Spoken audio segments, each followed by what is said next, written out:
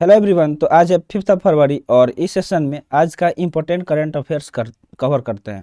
तो अगर आप किसी भी कम्पिटेटिव एग्जाम का तैयारी कर रहे हैं तो इस सेशन को अंत तक जरूर देखिएगा। तो चलिए सेशन को स्टार्ट करते हैं।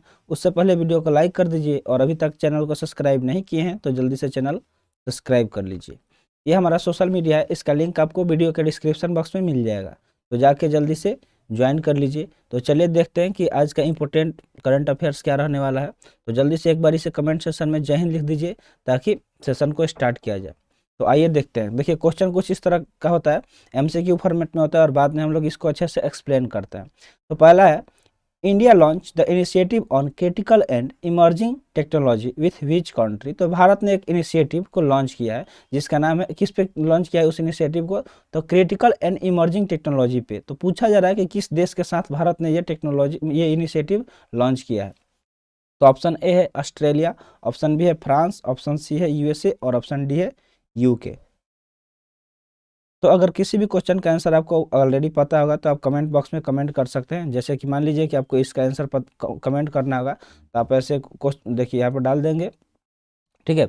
और यहाँ पे ऑप्शन में जो भी मतलब होगा वो डाल देंगे, ठीक है, ब्रैकेट में, जैसे क्वेश्चन नंबर और ब्रैकेट में जो भी ऑप्शन होगा वो डाल के कमेंट करेंगे। तो आइए देखते हैं इसके करेक्ट आंसर को कि इसका करेक्ट आंसर क्या होगा। तो करेक्ट आंसर की अगर बात करें तो ऑप्शन सी इसका करेक्ट हो जाएगा। क्या हो जाएगा? ऑप्शन सी इसका करेक्ट हो जाएगा, ठीक है, यूएसए। ठीक है, तो भारत ने यूएसए के साथ मिलकर एक इनिशिएटिव लॉन्च किया है, किस पे, तो क्रिटिकल एंड इमर्जिंग टेक्नोलॉजी पे। तो आइए इससे जुड़े कुछ इंपॉर्टेंट पॉइंट्स देख लेते हैं। तो देखिए, नेशनल सिक्योरिटी एडवाइजर, तो भारत के अभी नेशनल एनएसए इसको शॉर्ट में बोला जाता है, ठीक है, नेशनल सिक्योरिटी एडवाइजर की अगर बात करें तो कौन है, तो अजीत डोभाल जी है। उन्होंने लॉन्च किया इंडिया इनिशिएटिव किस पे, तो क्रिटिकल एंड इमर्जिंग टेक्नोलॉजी पे, जिसको आईसेट बोलते हैं, ठीक है, initiative on critical and emerging technologies पे लॉन्च किया गया। किसके द्वारा, तो अजीत डोभाल जी द्वारा लॉन्च किया गया है। तो इसको आप नोट कर लीजिएगा, ठीक है। यहाँ पे एलोंग का स्पेलिंग गलत हो गया, ठीक है, इसको एलोंग कर लेंगे, ठीक है, क्या कर लेंगे, along with his American counterpart Jake Sullivan. तो किसके साथ मिलकर किया है, तो जैक सुविलियन के साथ किया है, जो क्या कौन है, अमेरिकन काउंटर पार्ट है। In May 2022, US President Joe Biden and Prime Minister Narendra Modi announced ISET to expand their strategic technology partnership and defense industrial cooperation between the governments, business and academic institutions। तो मई 2022 में जो US के president है कौन, Joy Biden, और भारत के प्रधानमंत्री नरेंद्र मोदी ने इसको अनाउंस किया था ताकि वो अपना जो स्ट्रेटेजिक टेक्नोलॉजी पार्टनरशिप है डिफेंस इंडस्ट्रियल कॉपरेशन और गवर्नमेंट, बिजनेस और एकेडमिक इंस्टीट्यूशन को वो क्या कर पाए, उसको ज़्यादा से ज़्यादा एक्सपेंड कर पाए और भी ज़्यादा फैलाए, इसलिए इस इनिशिएटिव को लॉन्च किया गया, ठीक है। तो ये सारे इंपॉर्टेंट पॉइंट थे, बस यहाँ से क्वेश्चन ये बन सकता है कि किसके द्वारा ये लॉन्च किया गया, ठीक है। तो आई होप आपको समझ में आ गया होगा और किस देश के साथ ये इनिशिएटिव चालू किया गया है। तो देखते हैं अगला क्वेश्चन। अगला क्वेश्चन है, what is the sanction judicial strength of supreme court of India. तो पूछा जा रहा है कि judicial strength of supreme court of India का सैंक्शन क्या है। तो ऑप्शन ए है 25, ऑप्शन बी है 28, ऑप्शन सी है 30 और ऑप्शन डी है 34। करेक्ट आंसर हो जाएगा ऑप्शन डी, 34 है। क्या है? 34 है। तो आइए जानते हैं इसके बारे में। तो देखिए, the 5 member supreme court collegium led by Chief Justice of India D.Y. Chandrachud recommended to government to High Court Chief Justice for appointment as a apex court judge. The Supreme Court has 7 vacancies now while it has a sanctioned judicial strength of 34। तो देखिए, भारत में sanction judicial strength कितना है, 34 है, जिसमें अभी कितना vacancy चल रहा है। तो वैकेंसी की बात करें तो अभी वहां पे टोटल 7 वैकेंसीज है, ठीक है। तो उसके लिए क्या किया, मतलब यहाँ पे बस स्ट्रेंथ का बात किया गया है। The central government is expected to clear the names of 3 high court chief justice and 2 high court जज। तो यहाँ पे मतलब क्लियर करना है, मतलब नाम की, मतलब 3 हाई कोर्ट के जस्टिस, चीफ जस्टिस को, और जो 2 क्या है, जो हाई कोर्ट के जो जज हैं उनका, ठीक है, नाम इसमें मतलब डाला जाएगा इस वैकेंसीज को फुल फिल करने के लिए, ठीक है। जो 7 वैकेंसी यहाँ पे चल रही है अभी, उसको फुलफिल करने के लिए। With this the working strength of supreme court will go up to 32, currently it is 27। तो अभी कितना चल रहा है, 27 चल रहा है, ठीक है। और इसमें जब डाल देंगे मतलब इन लोगों का नाम, तो वो क्या हो जाएगा, 32 हो जाएगा, और टोटल 34 स्ट्रेंथ होता है। तो 5 मेंबर का यहाँ पे बात हो रहा है, जिसमें से क्या होंगे, 3 हाई कोर्ट के चीफ जस्टिस होंगे और 2 हाई कोर्ट के जज होंगे, ठीक है। चीफ जस्टिस और जज दोनों, इनको तो 5 हो गए और 5 को जब डाल दिया जाएगा तो 27 जो अभी करंटली है वो क्या हो जाएंगे, 32 हो जाएंगे। तो आई होप आपको समझ में आ गया होगा। और टोटल स्ट्रेंथ कितना होना चाहिए, तो मेंबर का जो सुप्रीम कोर्ट कॉलेजियम है जिसको लीड किसके द्वारा किया जाता है, तो DY चंद्रचूड़ जी, जो कौन से CJI यानी कि चीफ जस्टिस ऑफ इंडिया है, तो उनके द्वारा लीड किया जाता है। और उसमें टोटल मेंबर का बात ही हुआ है, तो यहाँ पे 34 हो गया। तो आई होप आपको सारे जो कॉन्सेप्ट है क्लियर हो गए होंगे। देखते हैं नेक्स्ट क्वेश्चन है, as per the economic survey what is the estimated economic growth rate in 2023-24।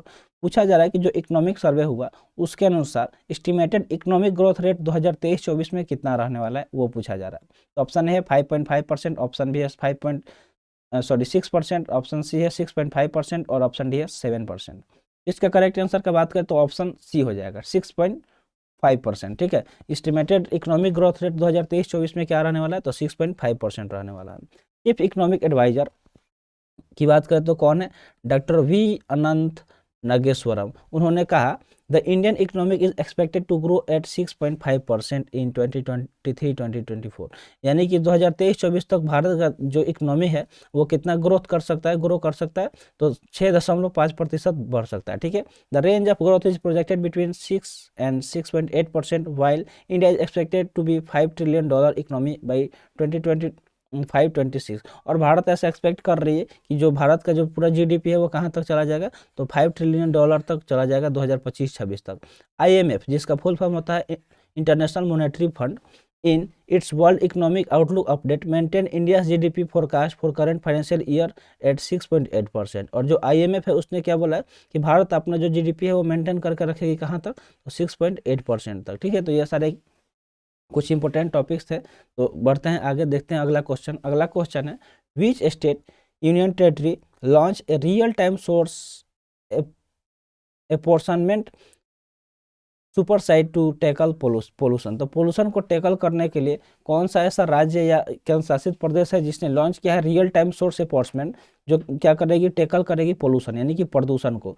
तो आपको पता है कि पोल्यूशन सबसे ज़्यादा कहाँ पे है अपने देश में, तो ऑप्शन ए है दिल्ली, ऑप्शन बी है महाराष्ट्र, ऑप्शन सी है वेस्ट बंगाल और ऑप्शन डी है तेलंगाना। तो आप ऐसे ही, आप पोल्यूशन का जैसे ही बात आया होगा आप समझ गए होंगे कि बात किसका हो रहा है, तो दिल्ली का हो रहा है। ठीक है, तो ऑप्शन ए इसका करेक्ट आंसर हो जाएगा। तो दिल्ली ने क्या किया, लॉन्च किया है एक real time source enforcement super site जो टैकल करेगी पोल्यूशन को। तो आइए देखते हैं कुछ इंपॉर्टेंट टॉपिक्स। तो अभी बात करें दिल्ली का, तो वहाँ के प्रेजेंट चीफ मिनिस्टर कौन है, तो अरविंद केजरीवाल है, जिन्होंने लॉन्च किया the real time source enforcement super site, जो क्या करेगी, it is a joint venture of Delhi pollution control committee, IIT Delhi, IIT Kanpur and TERI. तो ये क्या है, एक जॉइंट वेंचर है किस किस का, तो जो दिल्ली पोल्यूशन कंट्रोल कमेटी है DPCC उसका, IIT दिल्ली का, IIT कानपुर का और टेरी का। The super site will share details of source of pollution on hourly basis as well as forecast for next 3 days. तो ये क्या करेगी, डिटेल शेयर करेगी, जितने भी सोर्स हैं पोल्यूशन के उसको, वो भी आवर बेसिस यानी कि घंटे घंटे पे वो अपडेट होगा। और फिर या फिर नेक्स्ट 3 डेज में ये बताएगी, फोरकास्ट करेगी कि कैसे मतलब पोल्यूशन कहाँ से ज़्यादा बढ़ रहा है। The mobile van will go to a particular place and data collected will be analysed at the super site. और इसमें क्या होगा कि मोबाइल वैन जो मतलब क्या होता है, मोबाइल वैन मतलब होता है कि जो गाड़ी घूमता है और उसमें सारे चीज़ सेटअप रहेंगे, वो क्या करेगी, जाएगी किसी खास जगह पे और वहाँ से डेटा कलेक्ट करेगी और उसको एनालाइज करके करेगी सुपर साइट पे। तो आई होप आपको समझ में आ गया होगा सारी चीज़। तो चलते हैं आगे, देखते हैं अगला क्वेश्चन क्या रहने वाला है। अगला क्वेश्चन है, who has assumed charge as the new vice chief of Indian air force. तो अगर बात करें नए vice chief of Indian air force के, तो किन्होंने इस पद को मतलब ग्रहण किया है वो पूछा जा रहा है। तो ऑप्शन ए है air marshal AP Singh, option B है air marshal VR Chaudhary, option C है एयर मार्शल संदीप सिंह और ऑप्शन डी है एयर मार्शल HS अरोड़ा।